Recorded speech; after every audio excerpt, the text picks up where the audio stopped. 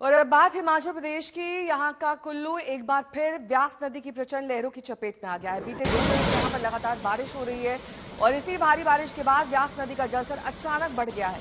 कुछ ही घंटों में कई इलाके पूरी तरीके से जलमग्न हो गए हैं। तबाही का मंजर वहां दिखाई देने लगा है। कुल्लू के रामशिला से लेकर मनाली के बाहंग तक लोग दहशत में हैं। कहीं घर खाली करवाए जा रहे हैं तो कई लोग अपने सामान को जैसे तैसे सुरक्षित जगहों पर पहुंचाने की जद्दोजहद में जुटे हुए हैं, जिसने पूरी घाटी का बेहिसाब नुकसान किया है। इस वक्त पानी का कहर आप देख सकते हैं। हाई अलर्ट जारी कर दिया गया। कुल्लू मनाली हाईवे से मेरे सहयोगी असीम बस्सी इस वक्त तमाम जानकारी के साथ जुड़ गए हैं। असीम, जाहिर तौर पर ये तस्वीरें तो डरा ही रही हैं, लेकिन इसके लिए प्रशासन ने क्या इंतजाम किए हैं? कौन से वो एरियाज हैं जहां पर इस वक्त रेड अलर्ट है? जी मैं आपको बता दूं, क्योंकि काफ़ी डिवेस्टेशन हुआ है, चाहे वो कुल्लू हो चाहे मनाली हो।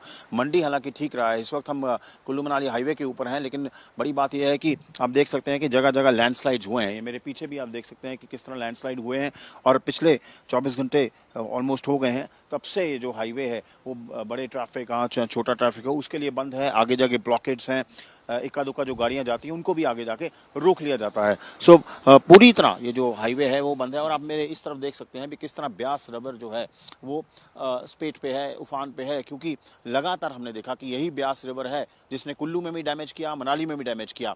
कई हाईवेज बह गए हैं वहाँ पे, इसीलिए रोड कनेक्टिविटी खत्म हो गई है, ब्रिजेस जो हैं वो टूटे हैं, स्कूल्स भी बंद किए गए हैं। लेकिन एक राहत की बात जो है वो ये है कि आज जो है मौसम खुला हुआ है, अभी धूप खिली हुई है। लेकिन अगर ये वेदर दोबारा टर्न हुआ शाम तक तो फिर ज़्यादा मुश्किल हो सकती है।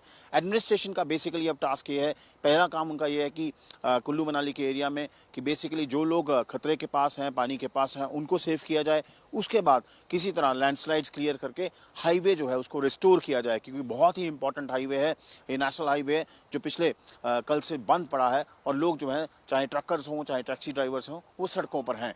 लेकिन ब्यास रिवर जो है उसने इस बार कुल्लू मनाली में काफ़ी नुकसान किया है। इंफ्रास्ट्रक्चर लॉस बहुत ज़्यादा है।